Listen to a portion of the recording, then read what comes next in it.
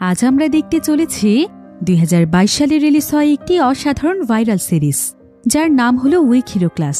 এটি মূলত একটি কোরিয়ান অ্যাকশন ইমোশনাল ড্রামা, যেটা রিলিজ হওয়ার পরপরই পুরো বিশ্বে ব্যাপকভাবে আলোড়ন তৈরি করেছিল। আর এটা ছিল নেটফ্লিক্সে ভাইরাল হওয়া টপ 10 সিরিজগুলোর মধ্যে অন্যতম, কারণ এটা এমন একটি গল্প যেখানে বন্ধুত্বের এক নির্মম গল্পকে ফুটিয়ে তোলা হয়েছে।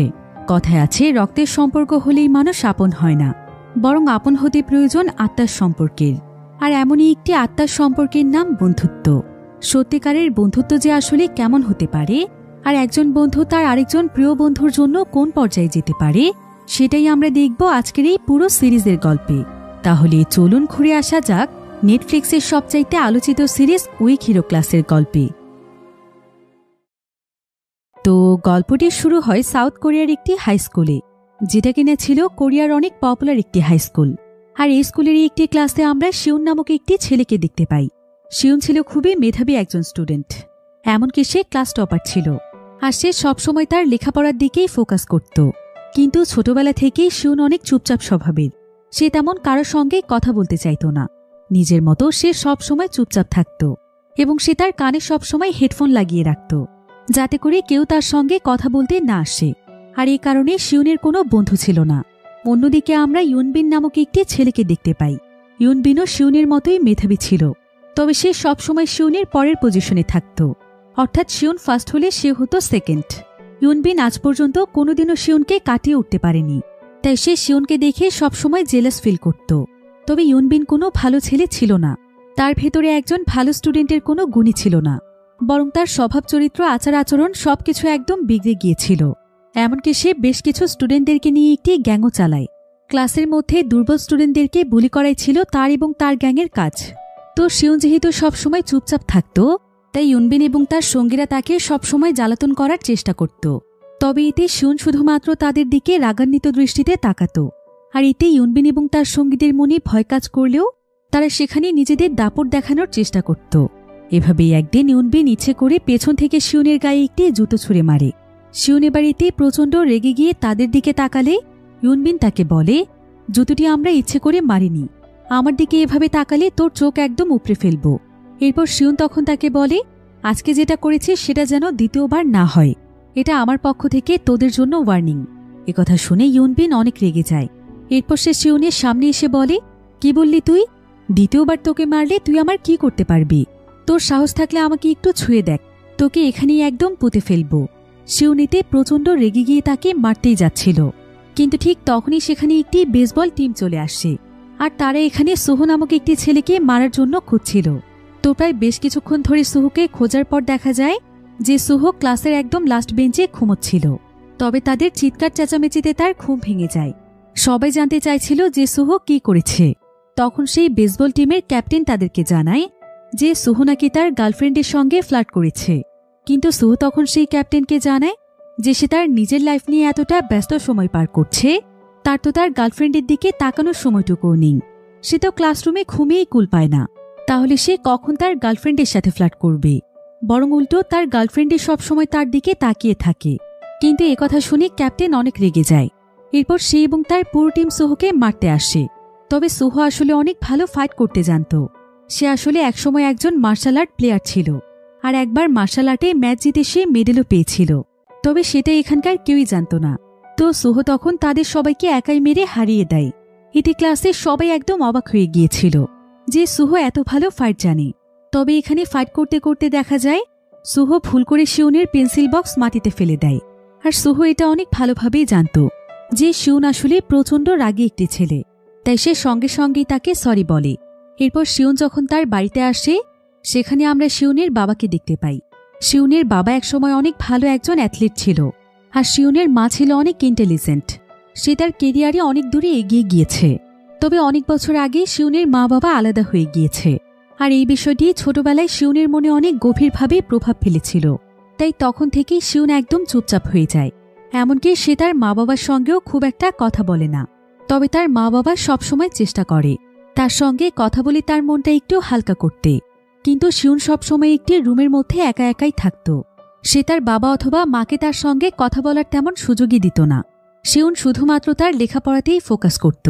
তার মা বাবাকে এটা বোঝানোর জন্য যে তাদেরকে ছাড়াও সে অনেক ভালো কিছু করতে পারে। এবার পরের দিন শিউন অনেক সকালবেলা স্কুলে যায় ক্লাসে বসে তার কিছু ম্যাথ সলভ করার জন্য। কিন্তু তার ক্লাসে ঢুকে সে দেখতে পায় যে একটি বেঞ্চের মধ্যে সোহু ঘুমোচ্ছে। শিউন বুঝতে পারছিল না যে এত সকালবেলা সোহু এখানে কি করছে, আর সে এখানেই বা কেন ঘুমোচ্ছে। তো সেদিন আবার তাদের সবার ফিজিক্যাল ক্লাস ছিল। তো শিউন সহ বাকিরা যখন মাঠে চলে যায় তখন ইউনবিন শিউনের ইউনিফর্ম একটি ডাস্টবিনে ফেলে দেয়। এরপর তারাও মাঠে প্র্যাকটিস করতে চলে আসে। সবার প্র্যাকটিস শেষ হলেও শিউন মাঠে দৌড়চ্ছিল। তবে শিউনের দৌড়ানো দেখে ইউনবিন এবং তার সঙ্গীরা তাকে নিয়ে মজা করছিল এবং তাকে অনেক আজেবাজে ভাষায় গালাগাল দিচ্ছিল, যেটা আবার পাশ থেকে সুহো শুনতে পায়। এরপর সুহো তাদের সবাইকে বলে, তোরা শিউনকে নিয়ে কেন আজেবাজে কথা বলছিস? ও তোদের চাইতে ট্যালেন্টেড বলে এমন করছিস। কিন্তু শোন, তোদেরকে ফ্রিতে একটি পরামর্শ দিই। এই শিউনকে আমার যেন তেন ছেলে মনে হয় না। ওর চাহনি দেখলেই মনে হয় ও কোনো সাইকো। তাই ওর কাছ থেকে তোদের দূরে থাকাটাই ভালো। এসব কথা শুনে ইউনবিন এবং তার সঙ্গীরা হাসে আর বলে যে এমন সাইকোদের নাকি তারা এর আগেও সাইজ করে এসেছিল, আর এই নাকি তাদের কাছে পুঁটি মাছের মতো। তো এবার শিউন যখন ক্লাসে গিয়ে তার ইউনিফর্ম খুঁজে পায় না তখন সে সোজা ইউনবিনের কাছে আসে আর সে ইউনবিনকে বলে, তোকে না বলেছিলাম যে আমার পেছনে লাগতে আসিস না? কিন্তু একথা বলতে ইউনবিন শিউনের গলা চেপে ধরে। কিছুক্ষণের মধ্যে শিউনের এতে দম বন্ধ হয়ে যাচ্ছিল। ক্লাসে সবাই এতে অনেক ভয় পেয়ে যায়। তবে ঠিক তখনই সেখানে ক্লাস টিচার চলে আসে। ইউনবিন তখন সাসপেন্ড হয়ে যাওয়ার হাত থেকে বাঁচার জন্য বলে যে শিউন তার অনেক ভালো বন্ধু, তাই তারা সবাই মিলে মজা করছিল। শিউন এখানে কোনো ঝামেলায় পড়তে চাইছিল না। তাই টিচার যখন তার কাছে জানতে চায় যে ইউনবিন তার বন্ধু কিনা, তখন শিউন বলে হ্যাঁ। এরপর দেখতে দেখতেই প্রায় বেশ কয়েকদিন সময় পার হয়ে যায়। একদিন রাতের বেলা শিউন তার রুমে বসে পড়ছিল। তবে এমন সময় শিউনের বাড়ির দরজায় কেউ একজন নক করে। শিউন দরজা খুলে দেখতে পায় যে এটা সুহো। সুহো বলে যে শিউনের একটি পার্সেল আছে। আর শিউন এখানে জানতে পারে যে সুহো আসলে লেখাপড়ার পাশাপাশি ডেলিভারির কাজ করে, আর অনেক রাত পর্যন্ত ডেলিভারির কাজ করার ফলে সে সকালবেলা স্কুলে গিয়ে ঘুমোয়। তবে শিউন বলে যে সে কোনো কিছুই অর্ডার করেনি, সুহো ভুল অ্যাড্রেসে এসেছে। সুহো তখন অ্যাড্রেস চেক করে দেখতে পায় যে আসলে তার 102 নম্বর অ্যাপার্টমেন্টে যাওয়ার কথা ছিল, কিন্তু সে ভুল করে 103 নম্বর অ্যাপার্টমেন্টে চলে এসেছে। শিউন তখন দরজা বন্ধ করে দিতেই যাচ্ছিল, কিন্তু সুহো দরজা ঠেলে ভেতরে ঢুকে যায়। আর সে শিউনকে বলে, তোর বাড়ির সামনে আমি যেভাবেই হোক এসেছি, বন্ধু হিসেবে একটু বসতেও বলবি না? এখন এখানে চুপচাপ দাঁড়িয়ে না থেকে আমার জন্য পানি নিয়ে যা, বাইরে অনেক গরম পড়েছে রে। কিন্তু শিউন তখন বলে, তোর জন্য আমি কেন পানি আনবো? আর হঠাৎ করে মানুষের বাসায় ঢুকে যাওয়াটা এটা কোন অভ্যেস? এসব বলতে বলতে শিউন তাকে পানি এনে দেয়। আর সুহো পানি খাওয়ার পর শিউনকে বলে, সুহো অনেক ভালোভাবেই বুঝে গিয়েছে শিউন নিজেকে যতটা গোমরা দেখানোর চেষ্টা করে আসলে ভেতর থেকে সে একদম উল্টো। এই বলে সুহো হাসতে হাসতে চলে যায়। এবার পরের দিন তাদের ক্লাসে নতুন একটি স্টুডেন্ট আসে যার নাম হচ্ছে বিয়মসিওক। তো টিচার তখন সবার সঙ্গে বিয়মসিওককে পরিচয় করিয়ে দেয়। বিয়মসিওক আসলে কোরিয়ার অনেক পপুলার একজন রাজনীতিবিদের ছেলে, আর তার বাবা ছিল শহরের সবচাইতে ধনী ব্যক্তি। তো বিয়মসিওক যখন তার সিটে গিয়ে বসে তখন ইউনবিন তাকে বুলি করতে আসে, কারণ বিয়মসিওক অনেক শান্ত এবং সহজ সরল প্রকৃতির ছেলে ছিল। তবে ইউনবিন এখানে ইচ্ছে করে শিউনের সিটের উপরে গিয়ে বসেছিল, তাই শিউন সেখানে এসে তাকে তার সিট থেকে সরতে বলে। কিন্তু ইউনবিন তো তাকে মারার একটি সুযোগ খুঁজছিল, তাই সে শিউনকে অনেক বাজে ভাষায় গালি দিচ্ছিল আর বলছিল যে শিউনের এত দিমাগ কিসের, সে চাইলে শিউনকে এখানেই পুঁতে ফেলতে পারে। তবে এমন সময় সুহো সেখানে চিৎকার করে ওঠে আর সে তাদেরকে আওয়াজ করতে নিষেধ করে, কারণ তার ঘুমোতে সমস্যা হচ্ছিল। আর সুহো যেহেতু অনেক ভালো একজন ফাইটার ছিল, তাই ইউনবিনও ভেতরে ভেতরে তাকে কিছুটা ভয় পেত। তাই সে এখানে শিউনকে বলে যে সে তাকে দেখে নেবে। এবার সেদিন সন্ধেবেলায় দেখা যায় যে ইউনবিন তার বন্ধুদেরকে নিয়ে একটি নাইট ক্লাবে ছিল, আর সে তার সঙ্গীদেরকে বলছিল যে এই শিউন নামক ছেলেটির ভাবসাব তার একদমই পছন্দ না। যেখানে স্কুলের প্রায় সবাই তাকে ভয় করে চলে, সেখানে শিউনই একমাত্র যে কিনা তার দিকে চোখ রাঙিয়ে কথা বলে। ওর সাহস কিভাবে হয় যে তার দিকে চোখ রাঙিয়ে কথা বলার?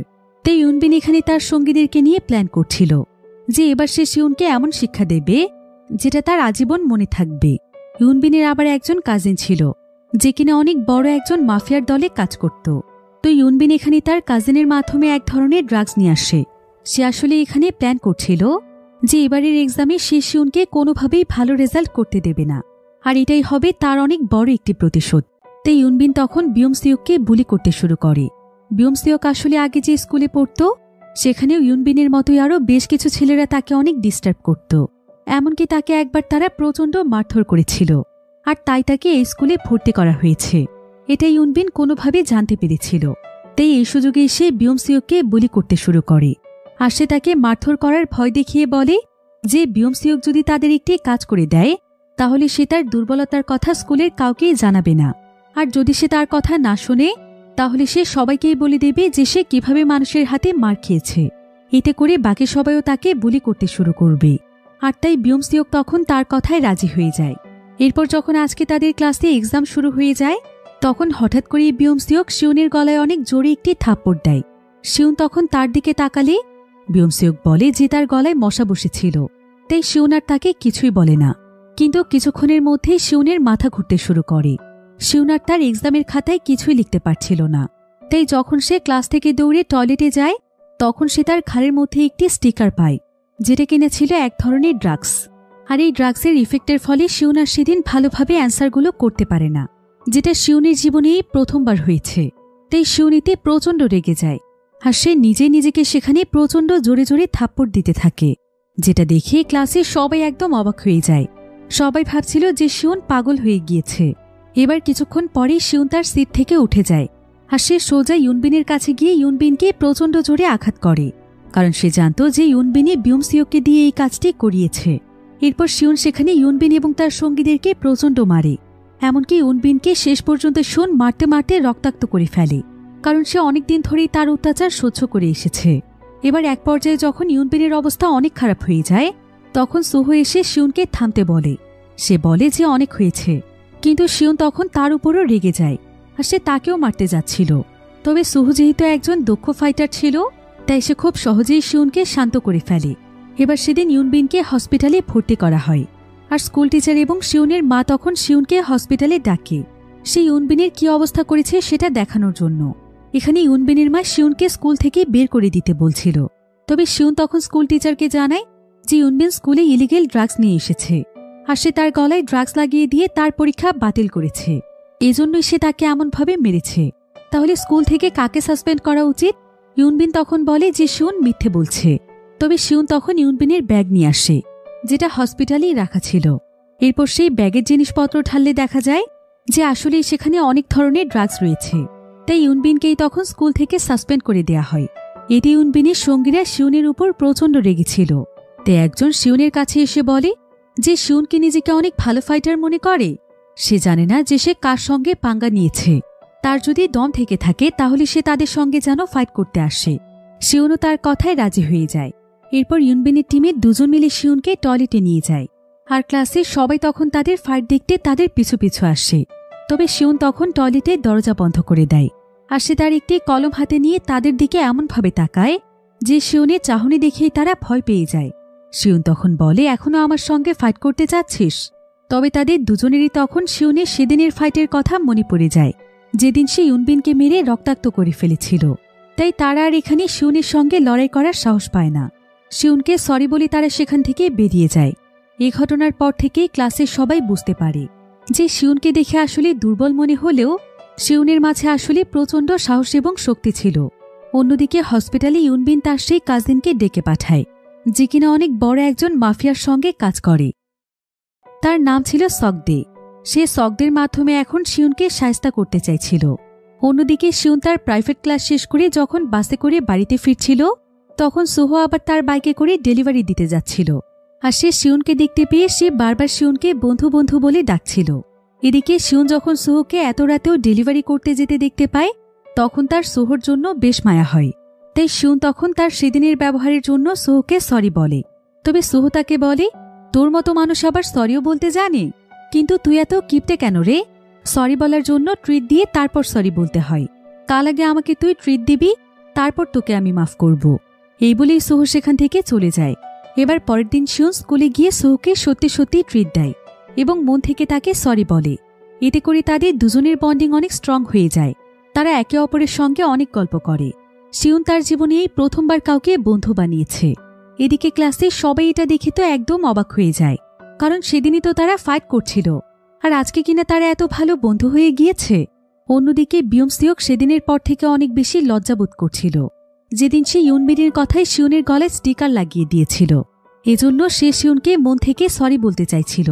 তাই আজকে স্কুল শেষ হলে সে শিউনের কাছে এসে তার প্রাইভেট ক্লাস সম্পর্কে জানতে চায়, যাতে করে এই বাহানায় সে তার সঙ্গে কথা বলতে পারে। তবে শিউন তাকে বলে যে সে কি বলতে চাইছে সরাসরি বলতে।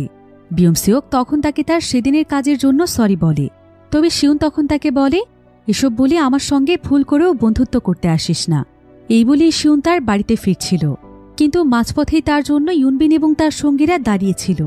এরপর তারা শিউনকে সেখান থেকে নিয়ে যায়, যেটা দূর থেকে দাঁড়িয়ে বিয়মসিওক দেখতে পায়। সে তখন দৌড়ে চলে যায় সুহোর কাছে, আর সে সুহোকে গিয়ে শিউনকে হেল্প করতে বলে। তবে সুহো তখন তাকে বলে যে শিউনও অনেক ভালো ফাইট জানে, তাই শিউনের তার সাহায্যের প্রয়োজন হবে না। কিন্তু বিয়মসিওক দেখেছে যে সেখানে অনেকজন ছিল, তাই সে সুহোকে বলে যে সে যদি এখন শিউনকে গিয়ে সাহায্য করে তাহলে এর বিনিময়ে সে তাকে তার ইচ্ছে মতো টাকা দেবে। একথা শুনে সুহো সঙ্গে সঙ্গেই রাজি হয়ে যায়, কারণ সুহো টাকার জন্য যে কোনো কাজ করতেই প্রস্তুত ছিল। অন্যদিকে ইউনবিন শিউনকে নিয়ে মারধর করছিল। তবে শিউন ছিল খুবই বুদ্ধিমান। সে কিছু একটা চিন্তা ভাবনা করে অনেক সময় যাবৎ চুপ থাকে। এরপর একটি ফুলের টব হাতে নিয়ে সে সক দেখে প্রচণ্ড মারতে থাকে। শিউন এখানে প্রথমে তাদের সবাইকে ইচ্ছেমতো মারছিল, কিন্তু এক পর্যায়ে সকদের আঘাতে শিউন প্রচণ্ড ব্যথা পায়। তাই তার মাঝে আর ফাইট করার মতো শক্তি ছিল না। এজন্য ইউনবিন তখন তার কাছে এসে তাকে প্রচণ্ড মারতে থাকে। শিউনের অবস্থা এতে অনেক খারাপ হয়ে যাচ্ছিল, কিন্তু ঠিক তখনই সেখানে সুহো চলে আসে। সুহো এক এক করে সেখানে সবাইকেই হারিয়ে দেয়। এরপর তার ফাইট শুরু হয়ে যায় সকদের সঙ্গে। সকদের মতো সুহো অনেক ভালো একজন ফাইটার ছিল, তাই তাদের দুজনের মধ্যে সেখানে প্রচণ্ড ফাইট হয়। সুহো সকদেরকে মেরে তার অবস্থা খারাপ করে দিচ্ছিল। অন্যদিকে এই সুযোগে ইউনবিন শিউনকে প্রচণ্ড মারছিল। তবে ঠিক তখনই সেখানে বিয়মসিওক এসে সুহোকে বাঁচায়। অন্যদিকে ইউনবিন যখন শিউনকে নির্দয়ের মতো মারছিল, তখনই পুরো বিষয়টি লক্ষ্য করেছিল সকদে। সকদে এতে বুঝতে পারে যে ইউনবিন আসলে কতটা নির্দয় প্রকৃতির মানুষ। তাই সকদে তখন ইচ্ছে করেই ফাইট থামিয়ে দেয়, আর সে সুহোর কাছে নিজে থেকেই হার মেনে নেয়। সুহো এই বিষয়টি বুঝতে পেরেছিল যে সকদে ইচ্ছে করেই হেরে গিয়েছে, তবে এর পেছনের কারণ সে বুঝতে পারছিল না। এরপর সুহো তার বন্ধুদেরকে নিয়ে সেখান থেকে চলে যায়। সারাদিন ফাইট করে তারা তিনজনই অনেক বেশি ক্লান্ত ছিল, তাই সুহো তখন তাদেরকে একটি রেস্টুরেন্টে নিয়ে যায়। এই রেস্টুরেন্টটিতে মূলত সুহো কাজ করত, কারণ তাদেরকে বাঁচাতে গিয়ে তার আজকে রেস্টুরেন্টে পৌঁছতে দেরি হয়ে গিয়েছে। এরপর তারা তিনজন মিলে একসঙ্গে কাজ করতে থাকে। আর শিউন এখানে সুহোকে কাজ করতে দেখে বুঝতে পারে যে সুহো আসলে কতটা হার্ডওয়ার্ক করে। স্কুলে লেখাপড়া শেষ করে এই রেস্টুরেন্টে এসে কাজ সম্পন্ন করে আবারও ডেলিভারি করতে যাওয়া, এটা মোটেও কোনো সহজ কাজ নয়। এবার তারা তিনজন মিলে কাজ শেষ করে খেতে বসে, আর খাওয়ার সময় বিয়মসিওক শিউনকে মন থেকে সরি বলে। তাই এবার শিউন তাকে মাফ করে দেয়। এদিকে সুহো এখানে একটি খাবার রেডি করে শিউনকে জোর করে খাইয়ে দেয়, কারণ শিউন সেই খাবারটি রেডি করে খেতে পারছিল না। খাবার খাওয়াতে খাওয়াতে সুহো শিউনকে বলে, আচ্ছা তোর সমস্যা কি বলতো? সবসময় মুখটা এমন গোমরা করে রাখিস কেন? এতদিনে তোকে আমি কোনোদিনও হাসতে দেখলাম না। আচ্ছা তুই হাসতে জানিস তো? কেমন ছেলে তুই বলতো? না জানি কিভাবে আমি তোকে আমার বন্ধু বানিয়ে ফেললাম। তুই অনেক বোরিং রে। এখন আমি বুঝতে পারছি তোর কেন কোনো বন্ধু নেই। এসব শুনে শিউনের সেখানে হাসি পেলেও সে হাসে না। অন্যদিকে আমরা সকদে এবং তার টিমকে দেখতে পাই, যারা কিনা সেই মাফিয়ার সামনে দাঁড়িয়েছিল, যেই মাফিয়ার আন্ডারে তারা মূলত কাজ করে থাকে। আর এখানে আমরা জানতে পারি যে সকদে এবং তার টিম মেম্বাররা ততটাও খারাপ মানুষ ছিল না। তারা আসলে একসময় মা বাবাহীন পথশিশু ছিল। তখনই মাফিয়া তাদেরকে নিজের স্বার্থের জন্য তুলে নিয়ে আসে। যদিও সে তাদেরকে খাবার এবং থাকার জায়গা দিয়ে বড় করে তুলেছে, কিন্তু সে নিজের স্বার্থের জন্য তাদের মাধ্যমে অনেক ইলিগেল কাজ করিয়ে থাকে। এবার সে যখন জানতে পারে যে সকদের একটি স্কুলের স্টুডেন্টদের সঙ্গে ঝামেলা হয়েছে, তখন সে এই বিষয়টি সুযোগ নিতে চায়, কারণ সে জানত যে তাদের মধ্যে বিয়মসিওক ছিল ধনী পরিবারের ছেলে। তাই সে তখন এখানে ইচ্ছে করেই সকদেরকে মারতে শুরু করে। এমনকি সে সেখানে খুবই নির্মমভাবে সকদের হাত ভেঙে দেয়। এখানে আবার ইয়ুঙ্গি নামক একটি মেয়ে ছিল। যদিও তার সকদের জন্য অনেক মায়া হচ্ছিল, কিন্তু তার এখানে কিছুই করার ছিল না। আর সেই মাফিয়ার সকদের হাত ভাঙার কারণ হচ্ছে যে এটার ব্লেম সে শিউন এবং তার বন্ধুদেরকে দিয়ে তাদের কাছ থেকে প্রচুর টাকা উসুল করবে। অন্যদিকে আমরা সুহো, শিউন এবং বিয়মসিওককে দেখতে পাই। তারা একটু রিল্যাক্স হওয়ার জন্য একটি গেমিং ক্লাবে এসেছে। সুহো এবং বিয়মসিওক এখানে অনেক মজা করতে থাকলেও শিউন সেখানে একদম চুপচাপ বসেছিল, কারণ সে তার লাইফে লেখাপড়া ছাড়া কিছুই বোঝে না। তবে সুহো বারবার শিউনকে খেলতে ডাকছিল, আর সে শিউনকে বলছিল যে এত বোরিং লাইফ শিউন কিভাবে কাটায়। কিন্তু শিউন তখন তাকে বলে যে এখন তার প্রাইভেট ক্লাস আছে। এই বলে সে সেখান থেকে চলে যাচ্ছিল। কিন্তু ঠিক এমন সময় সে একটি সুপার শপের মধ্যে ইয়ঙ্গি নামক সেই মেয়েটিকে দেখতে পায়, যে কিনা ছিল সকদের টিমের সদস্য। ইয়ঙ্গি এই সুপার শপ থেকে একটি লিপস্টিক চুরি করছিল। তবে শিউন সেটা দেখতে পেয়েও সেখান থেকে চলে যাচ্ছিল। কিন্তু ইয়ঙ্গি ভাবছিল যে শিউন তার নামে নালিশ করবে, এজন্য সে সঙ্গে সঙ্গে শিউনের হাত ধরে, আর সে সেখানে অভিনয় করতে থাকে যে শিউন তার বয়ফ্রেন্ড হয়। এরপর সে এখান থেকে বেরিয়ে যাওয়ার জন্য শিউনকে বলে, তোমাকে কতবার বলেছি শিউন, আমার বেশি রাত পর্যন্ত বাইরে থাকা যাবে না, এখান থেকে তাড়াতাড়ি চলো। এই বলে সে শিউনকে নিয়ে সেখান থেকে বেরিয়ে যায়। শিউন তখন জানতে চায় যে এসব কি হচ্ছে। ইয়ঙ্গি তখন শিউনকে ধন্যবাদ জানায়, কারণ তার জন্য সে বেঁচে গিয়েছে। তবে ইয়ঙ্গি অনেক ভালো মনের একটি মেয়ে ছিল, আর সে অনেক ফ্রেন্ডলি স্বভাবের ছিল, যেটা শিউন তার কথাবার্তা শুনেই বুঝতে পারে। ইয়ঙ্গি তখন শিউনকে বলে যে তার অনেক খিদে পেয়েছে, তাই শিউন তখন তাকে একটি রেস্টুরেন্টে খাবার খাওয়াতে নিয়ে যায়। ইয়ঙ্গি এতে বেশ খুশি হয়েছিল। তবে সে এখানেই দুষ্টুমি করে শিউনের সঙ্গে ফ্লার্ট করছিল। ইয়ঙ্গি শিউনকে বলে, তোমার মতো অহংকারী ছেলেই আমার অনেক পছন্দ, তুমি একদম আমার টাইপের। এসব বলে সে শিউনের সঙ্গে মজা করছিল। এরপর সে শিউনের ফোন থেকে শিউনের নাম্বারটি নিয়ে বলে, তোমার যখনই প্রয়োজন হবে তুমি আমার সঙ্গে যোগাযোগ করবে, ঠিক আছে? কিন্তু শিউন এখানে শুধুমাত্র তার কথাই শুনছিল, সে এখানে কিছু বলে না। এবার পরের দিন দেখা যায় যে স্কুলের মধ্যে ইউনবিন তার জিনিসপত্রগুলো নিয়ে যাওয়ার জন্য আসে। সে আজকে শিউনের সঙ্গে আলাদাভাবে কথা বলতে চায়, তবে সুহো শিউনকে তার সঙ্গে একা একা কথা বলতে দিতে চাইছিল না। তাই ইউনবিন তখন তাদের দুজনের কাছেই ক্ষমা চায়।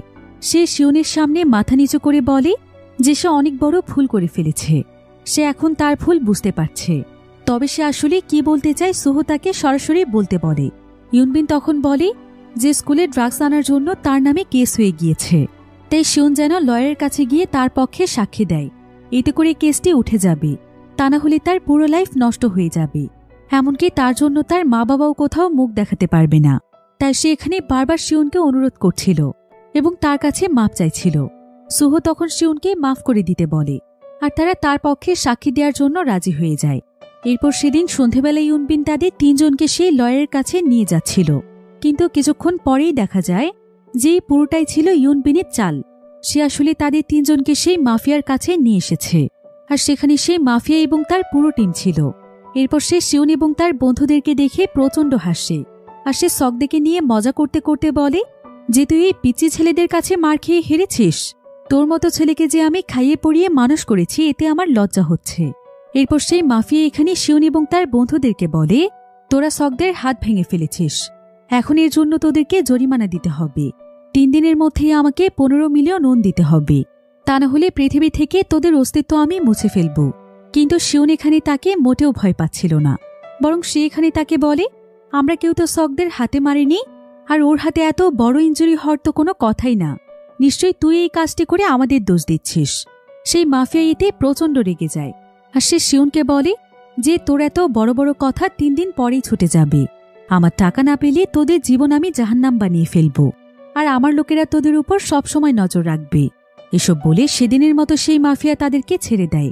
শিউন, সুহি এবং বিয়মসিওক বুঝতে পারছিল না যে এত টাকা তারা কিভাবে ম্যানেজ করবে।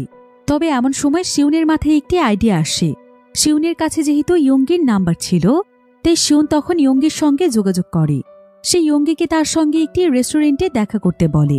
সে খুব অল্প সময়ের মধ্যে ইয়ঙ্গির সঙ্গে খুব ভালো বন্ধুত্ব করে ফেলে। এরপর সে ইয়ঙ্গির কাছে সেই মাফিয়ার সবকিছু জানতে চায়। ইয়ঙ্গিও তখন তাকে সবকিছু খুলে বলে যে সে মাফিয়া কিভাবে তাদেরকে রাস্তা থেকে তুলে এনেছিল, কিন্তু তারপর তাদের মাধ্যমে সে কতটা খারাপ কাজ করাচ্ছে, তাদের উপর কতটা অত্যাচার করছে। ইয়ঙ্গি আরও জানায় যে সেই মাফিয়ার আন্ডারে বেশ কিছু বেটিং সাইট পরিচালিত হয়, এমনকি শহরে ড্রাগস পাচারের পেছনেও তার হাত রয়েছে। তার পক্ষে সবকিছু করা সম্ভব। তাই ইয়ঙ্গি শিউনকে বলে, তোকে আমি আমার বন্ধু হিসেবে বলছি, তোরা যেভাবেই হোক তার টাকাগুলো দিয়ে দিস। আমি চাই তোরা যেন আমাদের মতো সেই মাফিয়ার সঙ্গে ইনভলভ হয়ে না যাস, এতে তোদের জীবন নষ্ট হয়ে যাবে। তাই আমি মনে করি টাকা দিয়ে তোদের কেটে পড়া উচিত। অন্যদিকে এই সবকিছুর জন্য বিয়মসিওক নিজেকেই দায়ী মনে করছিল, কারণ তার জন্যই এসব কিছু শুরু হয়েছে। তাই সে এখন তার বন্ধুদেরকে বাঁচানোর জন্য তার বাবার অনেক দামি একটি ঘড়ি চুরি করে, আর সেটা বিক্রি করে সে 15 মিলিয়ন ওন রেডি করে ফেলে। তবে শিউন এবং সুহু যখন এটা জানতে পারে তখন তারা তাকে টাকাগুলো ফেরত দিয়ে তার বাবার ঘড়িটি নিয়ে আসতে বলে, কারণ তারা সেই মাফিয়াকে ধরিয়ে দেওয়ার জন্য অন্য প্ল্যান করেছে। তারা প্ল্যান করেছে যে তারা তাকে পুলিশের হাতে তুলে দেবে, কারণ আজ যদি তারা তাকে টাকা দেয় তাহলে পরবর্তীতে কোনো গ্যারান্টি নেই যে সে তাদের কাছে আরও টাকা চাইবে না। তবে তাকে পুলিশে ধরিয়ে দেওয়ার জন্য প্রমাণের প্রয়োজন। এজন্য সুহু বলে যে সে নিজে সেই মাফিয়ার কাছে যাবে, আর সেই মাফিয়া যেভাবেই হোক তাকে তার আস্তানায় তো নিয়ে যাবে। তখন শিউন যেন তার লোকেশন ট্র্যাক করে সেখানে পুলিশ নিয়ে দ্রুত চলে যায়, যেটার মাধ্যমে লোকেশন বের করা যাবে। এরপর সুহু তখন নিজেই সেই মাফিয়ার কাছে চলে আসে, আর সে সেই মাফিয়াকে বলে যে সুহু অনেক ভালো করেই জানে তার বেশ কয়েকটি বেটিং সাইট রয়েছে। সে চাইলে সুহু তাকে কোটি কোটি টাকা উপার্জন করতে হেল্প করতে পারে। বেটিং সাইট পরিচালনা করার জন্য শুধুমাত্র আইডিয়া প্রয়োজন। সুহু এখানে আরও জানায় যে সে যেহেতু অনেক ভালো একজন ফাইটার, তাই স্কুলের সবার মধ্যে সে অনেক পপুলার। সে যদি একবার তার বেটিং সাইডের কথা সবাইকে জানিয়ে দেয় তাহলে সমস্ত স্টুডেন্টরা তার সাইডে খেলার জন্য পাগল হয়ে যাবে। এমনকি এই বিষয়ে তার কাছে আরও বেশ কিছু আইডিয়া আছে। এসব শুনে সেই মাফিয়া অনেক খুশি হয়ে যায়, আর সে সুহুকে তার সঙ্গে করে তার আস্তানায় নিয়ে যায়। অন্যদিকে লোকেশন ট্র্যাক করার আগে শিউনের কাছে ইয়ঙ্গি আসে, আর ইয়ঙ্গি নিজেই তখন সেই মাফিয়ার অ্যাড্রেস দিয়ে দেয়। কিন্তু বিয়মসিওক বুঝতে পেরেছিল যে শিউনের পুলিশ নিয়ে আসতে আসতে সুহু বিপদে পড়তে পারে, তাই সে কোনো কিছু না বলে একটি ট্যাক্সিতে চড়ে সুহুর পিছু পিছু চলে যায়, আর সে সিদ্ধান্ত নেয় যে সে মাফিয়াকে টাকাগুলো দিয়ে দেবে। অন্যদিকে সেই মাফিয়া বুঝতে পেরেছিল যে সুহু হয়তো তার বিরুদ্ধে কোনো চাল চালছে, তাই সে তখন সুহুকে সেখানে মারতে শুরু করে। সে তাকে মারতে মারতে একদম অজ্ঞান করে ফেলে। এরপর যখনই সে সুহুর ফোন চেক করে তখন সে জানতে পারে যে শিউন এখানে পুলিশ নিয়ে আসছে, কারণ শিউন তাকে মেসেজ পাঠিয়েছিল। এজন্য সেই মাফিয়া তার লোকদেরকে এখান থেকে সমস্ত প্রমাণ মুছে ফেলতে বলে, আর তারা সেখান থেকে পালানোর প্রস্তুতি নিতে থাকে। এমন সময় সেখানে বিয়মসিওক এসে মাফিয়াকে টাকা দিতে চায়, কিন্তু মাফিয়া এখন তাদের উপর প্রচণ্ড রেগেছিল, তাই সে বিয়মসিওকেও বন্দি বানিয়ে ফেলে। এবার কিছুক্ষণ পর শিউন সেখানে পুলিশ নিয়ে আসলে দেখা যায় যে সেখানে কেউই ছিল না। তাই পুলিশ ভাবছিল যে শিউনের কোথাও ভুল হচ্ছে, যদি সিরিয়াস কিছু ঘটে তখন শিউন যেন তাদেরকে খবর দেয়। এই বলেই পুলিশ সেখান থেকে চলে যায়। এরপর শিউন নিজেই সেই বাড়ির ভেতরে এসে দেখতে পায় যে সেখানে রক্ত লেগে আছে। শিউন এতে সুহুর জন্য অনেক দুশ্চিন্তায় পড়ে যায়, আর ঠিক তখনই তাকে ইয়ঙ্গি ফোন করে। ইয়ঙ্গি শিউনকে জানিয়ে দেয় যে সেই মাফিয়া এখন কোথায় গিয়েছে। ইয়ঙ্গি শিউনকে সেখানে পুলিশ নিয়ে যেতে বলে। অন্যদিকে সেই মাফিয়া সুহু এবং বিয়মসিওককে মারতেই যাচ্ছিল, কিন্তু এমন সময় সকদে এসে তাকে পুরো বিষয়টি শেষ করতে বলে। তবে মাফিয়া এতে তার উপর প্রচণ্ড রেগে গিয়ে তাকে মারতে শুরু করলে ইয়ঙ্গি তাকে চিৎকার করে থামতে বলে। সে বলে যে অনেক হয়েছে, সে তাদেরকে অনেক অত্যাচার করেছে, কিন্তু তারা আর এটা সহ্য করবে না। এসব শুনে মাফিয়া তখন বলে যে সে আজকে তাদের সবাইকেই মেরে ফেলবে। এই বলে সে বন্দুক নিয়ে বিয়মসিওক এবং সুহুকে মারতে যায়। তবে এমন সময় সকদে এসে তাকে অনেক জোরে ধাক্কা দিয়ে ফেলে দেয়, আর সে তাকে সেখানে ফাইট করার জন্য চ্যালেঞ্জ করে। এরপর মাফিয়া এখানে সকদের সঙ্গে ফাইট করতে করতে হেরেই যাচ্ছিল, তাই সে তখন তার হাতে একটি চাকু তুলে নিয়ে সকদের পায়ে আঘাত করে। সকদে এতে একদম দুর্বল হয়ে পড়লে সেই মাফিয়া সকদেকে মেরেই ফেলতে যাচ্ছিল, কিন্তু ঠিক তখনই ইয়ঙ্গি পেছন থেকে এসে তাকে লাথি দেয়। এতে মাফিয়া তখন ইয়ঙ্গির গলা চেপে তাকে মেরেই ফেলতে যাচ্ছিল। তবে এমন সময় সে সেখানে পুলিশের গাড়ির আওয়াজ শুনতে পায়। দেখা যায় যে এখানে শিউন চলে এসেছে। এদিকে মাফিয়া তার সঙ্গীদেরকে নিয়ে সেখান থেকে পালানোর চেষ্টা করছিল, আর অন্যদিকে শিউন তার বন্ধুদের হাত পা খুলে দিয়ে তাদেরকে নিয়ে চলেই যাচ্ছিল। কিন্তু ঠিক তখনই সেখানে সেই মাফিয়া চলে আসে, আর সে শিউনের মোবাইল দেখিয়ে বলে যে তাদেরকে বোকা বানানো এত সহজ নয়। শিউন আসলে এত অল্প সময়ের মধ্যে সেখানে পুলিশ আনতে পারেনি, তাই সে তার বন্ধুদেরকে বাঁচানোর জন্য তার মোবাইলে পুলিশের গাড়ির অ্যালার্ম দিয়েছিল। এতে করে তাদের তিনজনের মধ্যে আবারও ফাইট শুরু হয়ে যায়। এদিকে সকদে এখানে ইয়ঙ্গি এবং তাদের একজন সঙ্গীকে বাঁচানোর জন্য তাদেরকে নিয়ে সেখান থেকে দৌড়ে পালিয়ে যায়, কারণ শিউন তাদেরকে খবর দিয়ে এখানে এসেছিল। সেই মাফিয়া তখন সবাইকে রেখে সেখান থেকে দৌড়ে পালিয়ে যায়। তবে শিউন তখন তাকে ধরার জন্য তার পিছু করলে সুহু তার পিছু পিছু চলে যায়। এরপর তারা দুজন মিলে সেই মাফিয়াকে ধরার চেষ্টা করে। তবে সেই মাফিয়া এখানে সুহুর সঙ্গে ফাইট শুরু করে দেয়। সুহু তো প্রথমে তাকে মারতে মারতে তার অবস্থা খারাপ করে দিয়েছিল, কিন্তু এক পর্যায়ে সেই মাফিয়া প্রচণ্ড রেগে গিয়ে সুহুকে মারতে মারতে মেরেই ফেলছিল। কিন্তু এমন সময় শিউন উঠে তার স্কুল ব্যাগ দিয়ে সেই মাফিয়াকে প্রচণ্ড মারে, আর তারা দুজন মিলে তাকে ফাইটে হারিয়ে দেয়। অন্যদিকে সকদে ইয়ঙ্গি এবং সেই ছেলেটিকে সেখান থেকে পালিয়ে যেতে বলে, কারণ সে পুলিশের কাছে স্যারেন্ডার করার সিদ্ধান্ত নিয়েছে। সে আসলে এত বেশি খারাপ কাজ করে ফেলেছিল যে সে চাইলেও পুলিশের হাত থেকে পালিয়ে বাঁচতে পারবে না। কিন্তু ইয়ঙ্গি তো কোনোভাবেই তাকে ছেড়ে যেতে চাইছিল না, কারণ ইয়ঙ্গি আসলে ছোটবেলা থেকেই তাকে অনেক ভালোবাসে, আর সকদের মনেও ইয়ঙ্গির জন্য অনুভূতি ছিল।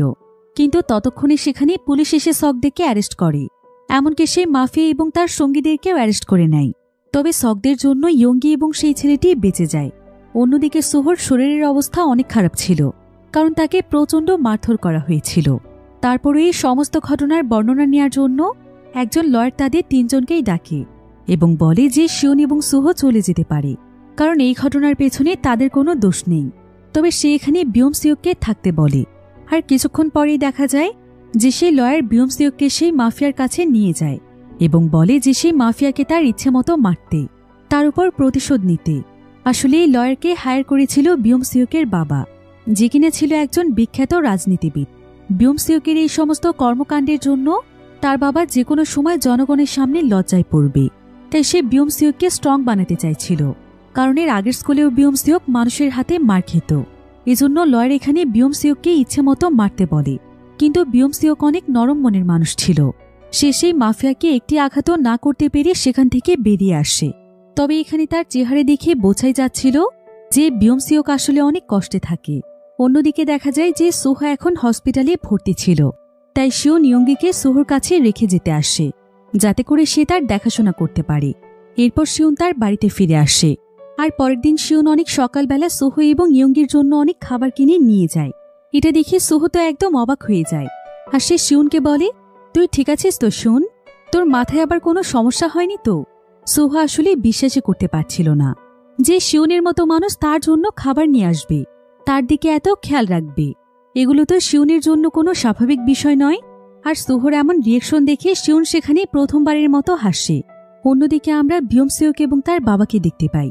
বিয়মসিউকের বাবা এখানে তাকে অনেক টর্চার করছিল, আর এখানে আমরা জানতে পারি যে বিয়মসিউকের বাবা আসলে তার আসল বাবা ছিল না, বরং সমাজের কাছে নিজের ইমেজ ভালো করার জন্য সে ছোটবেলায় বিয়মসিউককে দত্তক নিয়েছিল। অর্থাৎ নিজের স্বার্থের জন্য সে বিয়মসিউককে ব্যবহার করছে। যদিও সে তাকে টাকা পয়সা সবকিছু দিয়েছিল, কিন্তু যদি সে কোনো মতে বিয়মসিউকের একটু ভুল পায়, তখন সে তাকে একটি পশুর চাইতেও বেশি অত্যাচার করে। এবার পরের দিন বিয়মসিওক যখন তার স্কুলে আসে, তখন স্কুলের মধ্যে সে অনেক পপুলার হয়ে যায়, কারণ সবাই জানতে পেরেছিল যে সে এবং তার বন্ধুরা মিলে কিছু ক্রিমিনালকে ধরিয়ে দিয়েছে। আর সেদিন শিওন বিয়মসিউককে তাদের নতুন বন্ধুর কথা জানায়, অর্থাৎ ইয়ঙ্গের কথা জানায়। তাই বিয়মসিওক সেদিন সোহর ইনস্টাগ্রামে ঢুকে সবকিছু চেক করছিল যে সোহ ইয়ঙ্গের সঙ্গে অনেকগুলো ছবি আপলোড করেছে, কিন্তু সোহর পুরো ইনস্টাগ্রামে তার সঙ্গে একটি ছবিও নেই। এটা দেখে বিয়মসিওক অনেক জেলাস ফিল করছিল। এরপর যখন বিয়মসিওক সোহ, শিওন এবং ইয়ঙ্গির সঙ্গে মিশতে শুরু করে, তখনও তার কাছে মনে হচ্ছিল যে ইয়ঙ্গি হয়তো তার জায়গা দখল করে নিয়েছে, আর সোহ তার চাইতে ইয়ঙ্গিকে বেশি প্রাধান্য দিচ্ছে। তাই বিয়মসিওক তখন দূর থেকে দাঁড়িয়ে তাদের তিনজনকে দেখছিল। কিন্তু কিছুক্ষণ পরে সোহ তাকে তাদের কাছে ডাকে। এবার কয়েকদিন পর সোহর বার্থডে ছিল, তাই সবাই মিলে আনন্দ করার জন্য একটি ক্লাবে চলে যায়। আর সোহ এবং ইয়ঙ্গি যেহেতু খুবই বাচ্চা সুলভ ছিল, তাই তারা দুজন মিলে সেখানে একসঙ্গে গান গাইছিল। আর শিওন এবং বিয়মসিওক বসে বসে দেখছিল। তবে বিয়মসিওক এখানে অনেক জেলাস ফিল করছিল। সে ভাবছিল যে সোহ হয়তো তাকে বন্ধুই মনে করে না, বরং তার বাবার মতোই সেও তাকে ব্যবহার করছে। তাই বিয়মসিওক খাবার কেনার বাহানায় বাইরে চলে যায়। কিন্তু এমন সময় সে সেখানে তার পুরনো স্কুলের সেই ছেলেগুলোকে দেখতে পায়, যারা তাকে বুলি করত। তাই সে যখনই আবারও শিওনদের কাছে ফিরে আসে, তখন ইয়ঙ্গি জানায় যে বিয়মসিউককে তার কয়েকজন বন্ধু ফোন করেছিল। কিন্তু বিয়মসিওক এতে তার উপর প্রচণ্ড রেগে যায় এবং বারবার বলতে থাকে যে সে তার ফোনে কেন হাত দিয়েছে, কারণ তার মোবাইলে আসলে ফোন দিয়েছিল সেই ছেলেগুলো। যদিও শিওন এবং সোহ তাকে বোঝানোর চেষ্টা করছিল যে ইয়ঙ্গি কোনো কিছু বুঝতে পারেনি, কিন্তু তারপরও বিয়মসিওক তাকে মারতেই যাচ্ছিল। এতে সোহ তার উপর কিছুটা রেগে যায়। এবার পরের দিন থেকে দেখা যায় যে বিয়মসিউকের আচরণ অনেকটাই পরিবর্তন হয়ে গিয়েছে। ক্লাসরুমে কয়েকজন ছেলে মিলে সেখানে গল্প করছিল, তবে তাদের কথার আওয়াজে বিরক্ত হয়ে বিয়মসিওক সেখানে চিৎকার করে ওঠে এবং তাদেরকে চুপ করতে বলে। এতে সেই ছেলেগুলো তার উপর অনেক রেগে যায়, কারণ তারা জানত যে বিয়মসিওক অনেক দুর্বল। সে এখন ক্লাসের মধ্যে পাওয়ার দেখাচ্ছে সোহর জন্য। তাই বিয়মসিওক তখন তাদেরকে মারতে যায়। সেখানকার একজন ছেলে তখন তাকে বলে, তোর তো কোনো মুরুদি নেই, তুই সোহর পাওয়ার পেয়ে এমন করছিস তাই না? এখানে তাদের ভেতর অনেক বড় ঝামেলা লেগেই যাচ্ছিল, কিন্তু এমন সময় সুহো এসে বিয়মসিওককে দূরে নিয়ে আসে। তবে বিয়মসিওক তখন তাকে বলে, শোন সুহো, তোকে আমি পরিষ্কারভাবে বলে দিচ্ছি, এরপর থেকে আমার কোনো ব্যাপারে তুই আসবি না। এটা শুনে সুহো কিছুটা কষ্ট পেয়েছিল। তবে এরপর বেশ কয়েকদিন যাবৎ দেখা যায় যে বিয়মসিওক আর স্কুলে আসছিল না। সুহোরিতে তার জন্য অনেক দুশ্চিন্তা হচ্ছিল। তাই সে তখন শিউনকে নিয়ে বিয়মসিওকদের বাড়িতে যায়। এরপর তারা দুজনেই জানতে চায় যে তার কি হয়েছে। বিয়মসিওক তখন জানায় যে সে অনেক আপসেট থাকে, কারণ সেদিন ক্লাবে যেই ছেলেগুলোর সাথে তার দেখা হয়েছিল তারা তাকে সবসময় অনেক বুলি করত, এমনকি এখনও তারা তার পেছনে লেগে আছে। এজন্য সে অনেক ভয় পাচ্ছে। সেই সাথে তারা দুজন এটাও জানতে পারে যে বিয়মসিওকের বাবা আসলে তার নিজের বাবা নয়, বরং তার বাবা তাকে তার ইমেজ বাঁচানোর জন্য দত্তক নিয়েছিল।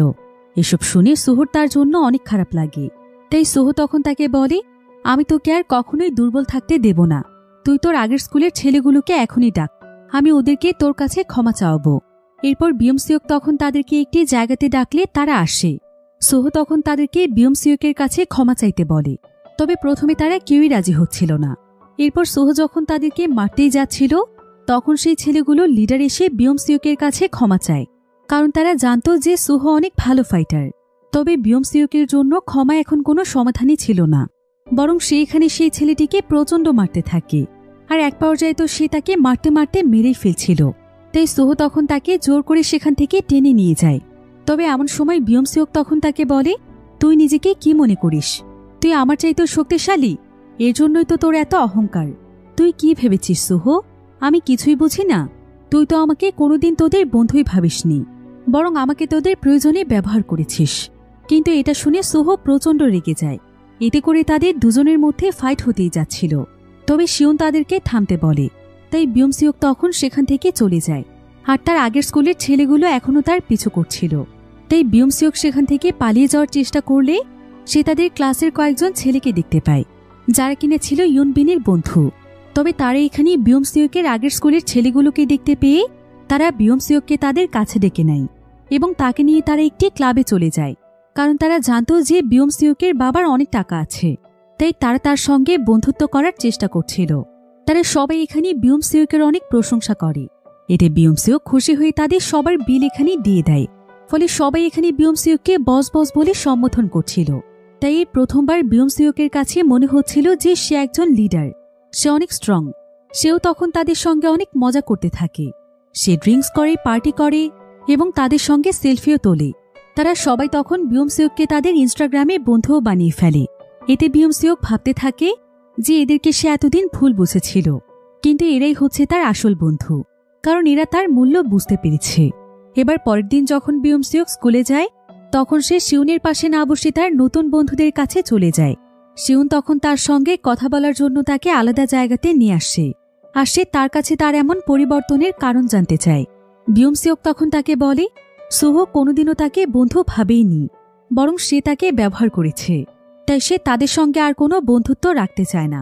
তবে এমন সময় সেখানে সুহো এসে তার সঙ্গে কথা বলতে চাইলে বিয়মসিওক রাগ করে সেখান থেকে চলে যায়। এবার সেদিন রাতের বেলা বিয়মসিওক তার বন্ধুদের কাছে ক্লাবে আসলে সেখানে আজকে ইউনবিনও ছিল, কারণ ইউনবিনই মূলত এই টিমের লিডার। আর ইউনবিন এখানে বিয়মসিওককে তাদের টিমে ওয়েলকাম জানায় এবং বলে যে সুহো এবং শিউনের মতো স্বার্থপর মানুষদেরকে ছেড়ে সে ভালো কাজ করেছে।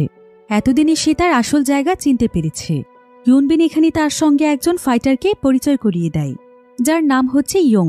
অন্যদিকে পরের দিন শিউন ইউনবিনের সেই বন্ধুদের কাছে গিয়ে তাদেরকে মানা করে দেয় যে তারা যেন তাদের স্বার্থের জন্য বিয়মসিওককে ব্যবহার না করে, তাহলে এর পরিণাম ভালো হবে না।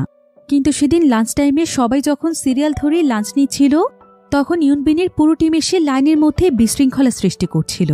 তাই সোহো তখন তাদেরকে থ্রেট দিলে তারা সেখান থেকে সরে যায়। কিন্তু এমন সময় সেখানে বিয়মসিওক এসে বলে যে সে তার কোনো কথাই শুনবে না। এতে কি তার কিছু করার আছে? সোহো তখন ভালোভাবে তাকে সরে যেতে বলে, কিন্তু বিয়মসিওকি তখন তাকে উল্টোপাল্টাভাবে থ্রেট দিচ্ছিল। তাই সোহো বাধ্য হয়ে তখন তার গায়ে হাত তোলে। এতে সোহোর উপর বিয়মসিওকের রাগ আরও অনেক বেড়ে যায়। তখন ইউনবিনের টিমের সবাই সোহোকে বুদ্ধি দেয় যে তাদের টিমে ইয়ং নামক যেই ফাইটার রয়েছে সেই ফাইটারের মাধ্যমে যেন সে সোহোকে ইচ্ছে মতো ধোলাই করে। বিয়মসিওক তখন ইয়ংয়ের কাছে যায় আর সে তাকে সোহোকে মারার জন্য অনেক টাকা দিতে চায়। সে এতে রাজি হয়ে যায়। তবে এখানে ইউনবিনের কিছু বন্ধুরা বলে যে অনেকদিন আগে ইয়ং নামক এই ফাইটার সোহর কাছে অনেক বাজেভাবে হেরেছিল, কারণ তারা দুজনই একসময় ফাইটিংয়ের প্রতিপক্ষ ছিল। কিন্তু এখানে ইউনবিন বলে যে সোহ তো অনেকদিন আগেই ফাইট ছেড়ে দিয়েছে, তবে ইয়ং এখনও ফাইট করছে, তাই এখন অবশ্যই সে সোহর চাইতে অনেক স্ট্রং। অন্যদিকে বিয়মসিওক এবং তার সঙ্গীরা এখন সোহর পেছনেই লেগেছিল। তো সেদিন রাতের বেলা সোহ যখন ডেলিভারি করতে যাবে, তার আগে বিয়মসিওক এবং তার সঙ্গীরা মিলে সোহর মোটরসাইকেলের ব্রেকের তার কেটে দেয়। এতে করে সোহ যখন ফুড ডেলিভারি করতে যায়, তখন সে রাস্তার মধ্যে অনেক বড় বিপদে পড়ে যায়। কিন্তু সে এখানে কোনো মতে বেঁচে যায়, তবে সে তার পায়ে অনেক আঘাত পেয়েছিল। এবার পরের দিন স্কুলে আসার পর বিয়মসিওকের চাহনি দেখে সোহ বুঝতে পারে যে তার সঙ্গে এই কাজটি কে করেছে। তবে সে বিয়মসিওকে তেমন কিছুই বলে না, বরং সে তাকে বলে, আমার বন্ধুত্বের এমন প্রতিদান তুই না দিলেও পারতি। এবার সেদিন রাতের বেলায় শিউন এবং ইয়ঙ্গি মিলে একটি বার্থডে পার্টির আয়োজন করছিল, যেটা ছিল সোহর জন্য, কারণ সোহর বার্থডেতে তারা কোনো পার্টি করতে পারেনি। তাই এখন তারা পার্টি করে সেই উপলক্ষে একটু মজা করতে চাইছিল। অন্যদিকে বিয়মসিওক সোহকে ট্র্যাপে ফালানোর জন্য তাকে বারবার ফোন দিচ্ছিল, কিন্তু সোহ তার ফোন রিসিভ করে না। তাই বিয়মসিওক তখন ইয়ঙ্গিকে মেসেজ দিয়ে বলে যে সে সোহর সঙ্গে সমস্ত ঝামেলা শেষ করতে চায়, তাই সে সোহর জন্য একটি সারপ্রাইজ প্ল্যান করেছে। তাই ইয়ঙ্গি যেন এই ব্যাপারে তাকে হেল্প করে, আর সে সোহ এবং শিউনকে যেন এই ব্যাপারে কিছু না বলে। এরপর বিয়মসিওক তার সঙ্গে ইয়ঙ্গিকে দেখা করতে বলে। তবে ইয়ঙ্গি যখন সেখানে যায়, তখন বিয়মসিওক তার সঙ্গীদেরকে নিয়ে তাকে আটকে ফেলে এবং সোহর কাছে তার ছবি পাঠিয়ে তাকে একটি জায়গাতে আসতে বলে। কিন্তু সেই মেসেজ আবার দেখে ফেলে শিউন। তবে শিউন এবার সোহকে আর কোনো ঝামেলায় জড়াতে দিতে চাইছিল না, কারণ সোহ এমনিতে এখন অনেক অসুস্থ ছিল। এজন্যই সমস্ত মেসেজ সে ডিলিট করে দিয়ে সোহর ফোন বন্ধ করে সেখানে রেখে দেয়। আর সে সোহকে একটি জরুরি কাজের কথা বলে সেখান থেকে বেরিয়ে যায়। সে ইয়ঙ্গিকে বাঁচাতে চলে আসে। এরপর সে যখনই ইয়ঙ্গিকে নিয়ে পালাতে চাইছিল, ঠিক তখনই ইউনবিন এবং তার সঙ্গীরা মিলে তাকে মারতে শুরু করে। ইউনবিন এখানে শিউনের উপর প্রতিশোধ নিতে চাইছিল, কারণ শিউন একবার তাকে প্রচণ্ড মেরেছিল। তাই সেও এখানে শিউনকে অনেক মারছিল, কিন্তু এতে কোনো না কোনোভাবে বিয়মসিওকের কাছে খারাপ লাগছিল। তাই সে ইউনবিনকে বলে শিউনকে ছেড়ে দেওয়ার জন্য, কারণ তার ঝামেলা শিউনের সঙ্গে নয়, বরং সোহর সঙ্গে। তবে ইউনবিন বলে যে বিয়মসিওকের ঝামেলা সোহর সঙ্গে থাকতে পারে, কিন্তু তার ঝামেলা তো শিউনের সঙ্গেই, আর আজকেই তার প্রতিশোধ নেওয়ার সময়। এই বলে সে শিউনকে মারতে মারতে রক্তাক্ত করে ফেলে। তবে ততক্ষণে ইয়ঙ্গি পুলিশকে খবর দিয়ে ফেলেছিল। তাই বাহিরে পুলিশ আসার আওয়াজ শুনতে পেয়ে তারা সবাই সেখান থেকে পালিয়ে যায়। এরপর পুলিশ এসে শিউন এবং ইয়ঙ্গিকে উদ্ধার করে। পুলিশ তখন শিউনের কাছে সমস্ত ঘটনার ব্যাপারে জানতে চায়। তবে শিউন বলে যে সে পড়ে গিয়ে ব্যথা পেয়েছে, এখানে এমন সিরিয়াস কিছু হয়নি। এমনকি সে ইয়ঙ্গিকে বলে যে ইয়ঙ্গি যেন এসব ব্যাপারে সোহকে আর কোনো কিছু না বলে, কারণ সে চায় না যে সোহ আবারও ফাইটে জড়িয়ে যাক। এরপর শিউন বিয়মসিওককেও ফোন দেয়, আর সে তাকে বলে, আজকে তোদেরকে আমি আমাকে ইচ্ছে মতো মারতে দিয়েছি। সেটা কেন জানিস? যাতে করে তোদের সমস্ত রাগ মিটে যায়। এমনকি পুলিশের কাছেও আমি তোদের ব্যাপারে কিছু বলিনি। এখন আশা করছি তোর অনেক ভালো লাগছে বিয়মসিওক। আমি তোর কাছে ক্ষমা চাইছি আর অনুরোধ করছি, এই সব কিছু আজকের পর থেকে বন্ধ করে দে। সোহকে একা বাঁচতে দে। ও অনেক অসহায় আর অনেক পরিশ্রমী একজন মানুষ। অন্যদিকে বিয়মসিওকের বাবা বিয়মসিওকের সমস্ত ঘটনা জানতে পেরে প্রচণ্ড রেগে যায়, কারণ এসব জানাজানি হলে তার মান সম্মান চলে যাবে। তাই সে তখন কোনো মতে তাদের লয়ার দিয়ে সবকিছু থামাচাপা দিয়ে ফেলে। কিন্তু এবার সে সিদ্ধান্ত নেয় যে বিয়মসিওককে সে বিদেশ পাঠিয়ে দেবে। এদিকে শিউন অসুস্থ থাকার কারণে বেশ কয়েকদিন সে স্কুলে যায় না। এমনকি সোহ তার সঙ্গে দেখা করতে চাইলেও সে ইগনোর করছিল, যাতে করে সোহ কোনো কিছু জানতে না পারে। এরপর সোহ ইয়ঙ্গির কাছে শিউনের ব্যাপারে জানতে চায়, তবে ইয়ঙ্গিও তাকে কিছুই বলে না। এবার সোহ স্কুলে এসে ইউনবিনের বন্ধুদের কাছে আসে, আর সে তাদের কাছে তার মোটরসাইকেলের ক্ষতিপূরণ চায়, কারণ তারাই তার মোটরসাইকেলে তার কেটে দিয়েছিল। তো ইউনবিনের বন্ধুরা তখন ছাদে গিয়ে বিয়মসিওকে এসব কথাই বলছিল এবং বলছিল যে শিউনকে সেদিন যেভাবে ইচ্ছে মতো ধোলাই করেছিলাম, ঠিক সেভাবেই সোহকেও তাদের উচিত শিক্ষা দেওয়া উচিত। তবে সোহ আবার এই সমস্ত কথাই সেখানে দাঁড়িয়ে শুনতে পায়। তাই সে তখন তাদেরকে মারধর করে তাদের কাছে পুরো ঘটনা জানতে চায়। ইউনবিনের সেই বন্ধু তখন সোহকে সবকিছু বলে দেয় যে কিভাবে তারা ইয়ঙ্গিকে ধরে এনে শিউনকে মারধর করেছিল। সোহ তখন সোজা শিউনের বাড়িতে চলে যায়। শিউন তার শরীরে আঘাত পেয়েছিল, তাই সে বাড়ির দরজা খোলে ঠিকই, কিন্তু সে সোহকে ভেতরে আসতে দিতে চাইছিল না। সে বারবার তার ভাঙা হাত তার কাছ থেকে লুকিয়ে রাখছিল, কিন্তু সোহ এটা দেখে ফেলে। তবে সে শিউনকে এটা বুঝতে দেয় না যে সে সবকিছু জানতে পেরেছে। সে শিউনকে স্কুলে এসে তার সঙ্গে দেখা করতে বলে চলে যায়। এদিকে সেদিন রাতের বেলা বিয়মসিউকের বাবা বাড়িতে আসার পর আজকে সে বিয়মসিউকের উপর প্রচণ্ড অত্যাচার করে। সে তাকে একটা পশুর মতো মারধর করে। তবে বিয়মসিউকের এতে সোহর উপরে অনেক জেদ তৈরি হয়ে যায়, কারণ সে ভাবছিল যে সোহর জন্যই এসব হয়েছে। তাই সে তখন রাতের বেলা লুকিয়ে লুকিয়ে তার বাড়ি থেকে বেরিয়ে যায়। আর সে ইয়ং এবং তার কয়েকজন বন্ধুকে একটি ফাইটিং ক্লাবে ডাকে। অন্যদিকে সোহ ইউন বিনকে প্রচণ্ড মারধর করে। আর সে তাকে বিয়মসিউককে ফোন দিয়ে এখানে নিয়ে আসতে বলে, কারণ শিউনের অবস্থা দেখে সে অনেক কষ্ট পেয়েছিল। তাই সে প্রতিশোধ নিতে চাইছিল। কিন্তু ইউনবিন বলে যে বিয়মসিউক তার ফোন রিসিভ করছে না। তবে ঠিক এমন সময় সোহকে বিয়মসিউক ফোন দেয় আর তাকে ফাইট করার জন্য চ্যালেঞ্জ করে। তাই সোহর সঙ্গে সঙ্গে সেখানে চলে যায়। সেখানে বিয়মসিউক এবং তার পুরো টিম ছিল। তবে সোহ এখানে বিয়মসিউকের সঙ্গে অনেক ভালো আচরণ করে। সে তার কাছে খুব সুন্দরভাবে ক্ষমা চায় এবং সে তাকে বলে, শোন বিয়মসিউক, আমি জানি না যে তোর সঙ্গে আমি কি করেছি, কিন্তু আমি চাই আজকেই এখানে সবকিছু শেষ হোক। তাই আমি তোর সঙ্গে যাই করে থাকি না কেন, আমি আজ তোর কাছে মন থেকে ক্ষমা চাইছি। কিন্তু তুই এবং তোর সঙ্গীরা শিউনের সঙ্গে যেটা করেছিস সেটার জন্য তোকেও ক্ষমা চাইতে হবে। তবে বিয়মসিউক তখন তাকে বলে, তোর মতো সোহর কাছে আমি ক্ষমা চাইব? তুই কি ভেবেছিস আমি তোকে ভয় পাই? তোর কাছে আমি কোনোদিনও ক্ষমা চাইব না, আর তোকেও আমার হাতে শাস্তি পেতে হবে, ঠিক যেমনটা শিউন পেয়েছে। তবে এটা শুনে সোহর মেজাজ খারাপ হয়ে যায়। সে তখন বিয়মসিউককে মারতে শুরু করে। কিন্তু ঠিক তখনই ইয়ং নামক সেই ফাইটার সোহকে চ্যালেঞ্জ করে। সে তাকে তার সঙ্গে ফাইট করে জিতে দেখাতে বলে। সোহ তখন তার চ্যালেঞ্জ একসেপ্ট করে তার সঙ্গে ফাইট করতে চলে যায়। সেখানে একসঙ্গে সবাই সোহকে মারতে আসে, কিন্তু সোহ এক এক করে সবাইকেই হারিয়ে দেয়। ইয়ং তখন সেখানে তার ইউটিউব চ্যানেলে লাইভ চালু করে দেয়, কারণ এটা তার শখ ছিল যে কারোর সাথে চ্যালেঞ্জ করে ফাইট করলেই সেটার ভিডিও করা। এবার ইয়ং এবং সোহর মধ্যে ফাইট শুরু হয়ে যায়। সোহ এখানে অনেক ভালোভাবেই তার সঙ্গে ফাইট করছিল, কিন্তু সেদিন মোটরসাইকেল অ্যাক্সিডেন্টের ফলে তার পায়ে যে ইনজুরি হয়েছিল সেটা এখনও ঠিকভাবে সারেনি। তাই তার মুভ করতে সমস্যা হচ্ছিল। আর এটা বুঝতে পেরে ইয়ং তখন তার পায়ে আবারও আঘাত করে, আর সেই সাথে তার মাথায় আঘাত করলে সোহ সেখানে লুটিয়ে পড়ে। তার এখন লড়াই করার মতো কোনো শক্তিই ছিল না। এরপর ইয়ং সেখানে তাকে প্রচণ্ড মারধর করে। এতে সোহ যখন একদম নিস্তেজ হয়ে যায় তখন সেখানে বিয়মসিউক আসে। আর বিয়মসিউকও তাকে গালাগাল দিতে দিতে তাকে অনবরত মারছিল।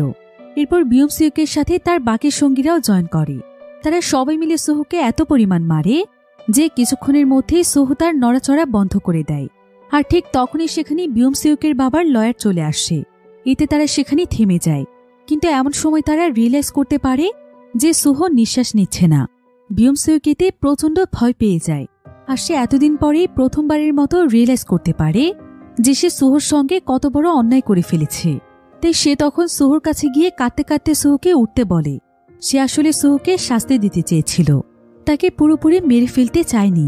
তাই সে নিজেই এখানে সোহর জন্য প্রচণ্ড কাঁদছিল। কিন্তু তার লয়ার তখন তাকে বাঁচানোর জন্য কোনোমতে তাকে সেখান থেকে টেনে নিয়ে যায়। এরপর সে সেখানে থাকা সবাইকে বলে যে পুলিশ যদি তাদেরকে সোহর ব্যাপারে জিজ্ঞাসা করে তারা যেন বলে যে সোহ ট্রেনিং করতে এসে তার মাথায় আঘাত পেয়েছিল। এতে করে মামলা সেখানেই শেষ হয়ে যাবে। তো এবার পরের দিন স্কুলে শিউনদের অনেক গুরুত্বপূর্ণ একটি এক্সাম ছিল। তবে শিউন লক্ষ্য করে যে সোহ এক্সাম দিতে আসেনি। তার এতে কিছুটা দুশ্চিন্তা হচ্ছিল। তবে এক্সামের মাঝখানেই তাকে ইয়ংগে ফোন দেয় আর সে প্রচণ্ড কাঁদতে থাকে। সোহ তখন এক্সাম রেখে সোজা ইয়ংয়ের কাছে চলে যায়। ইয়ংগে একটি হসপিটালে ছিল। শিউন এতে বুঝতে পারে যে সোহর কিছু একটা হয়েছে। এরপর শিউন সেখানকার একটি রুমে ঢুকে দেখতে পায় যে সোহ এখন লাইফ সাপোর্টে আছে। আর সোহ সারা জীবনের জন্য কোমায় চলে গিয়েছে। সে আর কখনোই কথা বলতে পারবে না, আর তার জ্ঞানও ফিরে আসবে না। এটা জানতে পেরে শিউন এত পরিমাণ কষ্ট পেয়েছিল যে সে যেন নিজের উপর থেকেই নিজের নিয়ন্ত্রণ হারিয়ে ফেলেছিল। ইয়ংয়ের কাছ থেকে শিউন সবকিছু জানতে পারে যে সোহর সঙ্গে আসলে কি ঘটেছিল। সে তখন সেখানে আর একটি কথাও না বলে সোজা ইউনবিনের স্কুলে চলে যায়। আর সে সকলের সামনে ইউনবিনকে প্রচণ্ড মারতে থাকে। এমনকি ইউনবিনের গলার মধ্যে একটি কলম ঢুকিয়ে দেয়। ক্লাসের সবাই এতে অনেক ভয় পেয়ে গিয়েছিল। আর ইউনবিন এখানে ভয়ে শিউনের কাছে বারবার ক্ষমা চাইছিল এবং বলছিল যে সেদিন রাতে ক্লাবে সে ছিল না, সবকিছু করেছে বিয়মসিউক এবং তার সঙ্গীরা। এটা প্রমাণ করার জন্য ইউনবিন শিউনকে সেদিন রাতের ভিডিও দেখায়, যে ভিডিওটি ইয়ং তার মোবাইল দিয়ে করেছিল।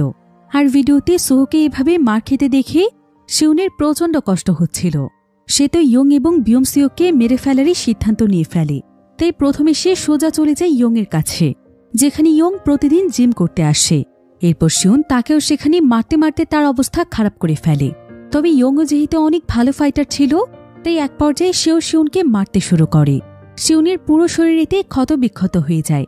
তবে এমন সময় শিউনের মনে পড়ে যে সোহা একবার মজা করতে করতে তাকে ফাইট শিখিয়েছিল এবং বলেছিল যে যখন তুই কাউকে ফাইটে হারাতে পারবি না, তখন সেখান থেকে দৌড়ে পালিয়ে যাস, কারণ সেখানে দাঁড়িয়ে থেকে মার খাবি নাকি। এসব কথা মনে করতে করতে শিউন সোহকে উদ্দেশ্য করে বলে, আমি কখনোই হার মানব না।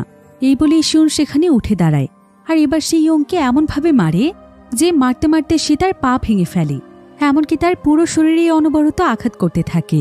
এতে এক পর্যায়ে ইয়ং তার কাছে হার মেনে তাকে বলে যে এসবের পেছনে সে দায়ী নয়, দায়ী হচ্ছে বিয়মসিওক, কারণ বিয়মসিওকে তাকে ফাইট করার জন্য টাকা দিয়েছিল। আর শেষ পর্যন্ত বিয়মসিওকে অনবরত সোহর মাথায় আঘাত করেছিল, যার জন্য সোহর আজকে এই পরিণতি। এদিকে বিয়মসিওকের বাবা আজকে বিয়মসিওকে নিয়ে স্কুলে যাচ্ছিল, কিন্তু ঠিক তখনই সেখানে ইয়ঙ্গি চলে আসে। আর সে বিয়মসিওকের কাছে জানতে চায় যে সে কেন সোহর সঙ্গে এমনটা করেছে। বিয়মসিওক তখন তার গাড়ি থেকে বেরিয়ে এসে ইয়ঙ্গিকে বলে, সবকিছু হয়েছে তোর জন্য। তুই আসার আগে আমাদের মাঝে সবকিছু ভালোই ছিল, তোর জন্যই আজকে আমাদের বন্ধুত্বের এই পরিণতি হয়েছে। এবার বিয়মসিওকের বাবা বিয়মসিওককে নিয়ে সোজা স্কুলে চলে যায় এবং সে এখানে সোহর জন্য মিথ্যে সমবেদনা জানাচ্ছে। এত ভালো একজন স্টুডেন্টের ট্রেনিং করতে গিয়ে এমন পরিণতি হয়ে যাবে, এটা কখনোই আমাদের কাম্য নয়। সে নিজের ইমেজ বাঁচানোর জন্য বিয়মসিওককে নির্দোষ প্রমাণ করতে চাইছিল। অন্যদিকে শিউন এবার তার স্কুলে চলে আসে। সে স্কুল থেকে তার হাতে একটি ফায়ার এক্সটিংগুইশার নিয়ে নেয়, আর সে সোজা তার ক্লাসে চলে যায়। এরপর সেখানে ইউনবিনের গ্রুপে যতজন সদস্য ছিল তাদের সবাইকে শিউন এক এক করে প্রচণ্ড মারে। তবে এসব দেখেও বিয়মসিওক সেখানে চুপচাপ বসেছিল। আর সবাইকে মারার পর বিয়মসিওকের কাছে শিউন আসে। সে বিয়মসিওককে ধাক্কা দিয়ে মাটিতে ফেলে দেয়। তবে শিউন তার গায়ে একটি আঘাতও করতে পারছিল না, কারণ যতই হোক সে একসময় তাদের বন্ধু ছিল। তবে শিউন এখানে বিয়মসিওককে বলে, তোর কাছে আমি ক্ষমা চেয়ে অনুরোধ করেছিলাম যে সোহর কাছ থেকে তুই দূরে থাক, তারপরও তুই ওর সঙ্গে কেন এমন করলি? কেন তুই ওর পুরো জীবনটাই নষ্ট করে দিলি? বিয়মসিওক তখন বলে, শিউন, তুই আমাকে মেরে ফেল, আমি তোকে কিচ্ছু বলবো না। আমি নিজেও জানি না যে আমার কি হয়েছিল, আমি কেন সোহর সঙ্গে এমন করেছি। তুই আমাকে মেরে ফেল শিউন। কিন্তু শিউন এখানে তার গায়ে একটি আঘাতও করতে পারে না। সে চুপচাপ ক্লাস থেকে আস্তে আস্তে বেরিয়ে যায়। তবে সবাই তখন তার পিছু পিছু আসে। অনেকেই তাকে সেখানে থামিয়ে জানতে চাইছিল যে তার কি হয়েছে, কেন সে স্কুলের মধ্যে এমন কাজ করেছে। তবে শিউন এখানে মানসিকভাবে অনেক ভেঙে পড়েছিল, তাই সে প্রচণ্ড রাগে সেখানকার একটি গ্লাস ভেঙে ফেলে। আর সে চিৎকার করে সবাইকে গালি দিয়ে সেখানে কাঁদতে শুরু করে। এরপর শিউন সোজা হসপিটালে চলে আসে। আর সে সোহর পাশে ঘন্টার পর ঘন্টা বসে থাকে। সে বারবার সোহর কাছে ক্ষমা চায়, কারণ সে ভাবছিল যে তার জন্যই এমনটা হয়েছে। এরপর দেখতে দেখতে প্রায় বেশ কয়েকদিন সময় পার হয়ে যায়। সোহকে মারার যেই ভিডিওটি ছিল, শিউন সেই ভিডিওটি ভাইরাল করে দিয়েছিল, যাতে করে সবার শাস্তি হয়। এতে বিয়মসিওকের বাবার ইমেজে অনেক বড় একটি প্রভাব পড়ে। তাই সে রাগে এবং ক্ষোভে শিউনকে তার স্কুল থেকে বের করে দেওয়ার ব্যবস্থা করে ফেলে। এমনকি কোনো স্কুলে যেন তাকে না নেওয়া হয় সেটারও ব্যবস্থা করে। আর সমস্ত ঘটনার জন্য অনুতপ্ত হয়ে বিয়মসিওক নিজের ইচ্ছেতেই দেশ ছেড়ে অ্যাবট চলে যায়। সেই সাথে ইয়ঙ্গিও সবকিছুর জন্য নিজেকেই দোষী মনে করছিল, তাই সেও হঠাৎ করে গায়েব হয়ে যায়। শিউনার কোথাও তাকে খুঁজে পায় না। তাই বর্তমানে শিউনি সোহর দেখাশোনা করে। সেই সাথে সোহর দাদি ছিল।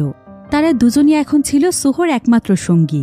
তো এবার শিউনের মা বাবা অনেক স্কুলে শিউনের ভর্তির জন্য ট্রাই করার পর একটি স্কুল শিউনকে নেওয়ার জন্য রাজি হয়ে যায়, কারণ শিউন অনেক ট্যালেন্টেড একজন স্টুডেন্ট। তো আজকে শিউনের নতুন স্কুলে আসার প্রথম দিন ছিল।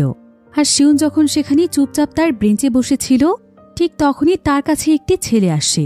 এই ছেলেটি আবার ছিল এই স্কুলের সবচাইতে বড় গ্যাংস্টার, ঠিক একদম ইউনবিনের মতো। সে এখানে শিউনকে দুর্বল ভেবে তাকে অনেক আজে বাজে কথা বলে, এমনকি সে শিউনের বই খাতা নিচে ফেলে দেয়। শিউন তখন তার দিকে প্রচণ্ড রাগান্বিত দৃষ্টিতে তাকায়, আর সে তার কলমটি হাতে তুলে নেয়। আর এমনই একটি থ্রিলিং এন্ডিংয়ের মাধ্যমে গল্পটি এখানেই শেষ হয়ে যায়।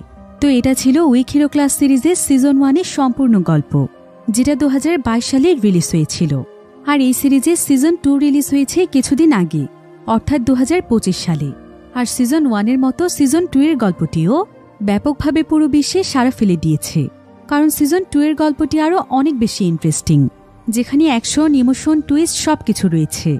তো আপনারা যদি সিজন 2 এর সম্পূর্ণ গল্পটি দেখতে চান তাহলে অবশ্যই আমাকে ভিডিওর নিচে কমেন্ট করে জানাতে ভুলবেন না। আজকের ভিডিও এ পর্যন্তই। দেখা হবে পরবর্তী নতুন কোনো ভিডিওতে। সে পর্যন্ত সবাই ভালো থাকুন, সুস্থ থাকুন। আল্লাহ হাফিজ।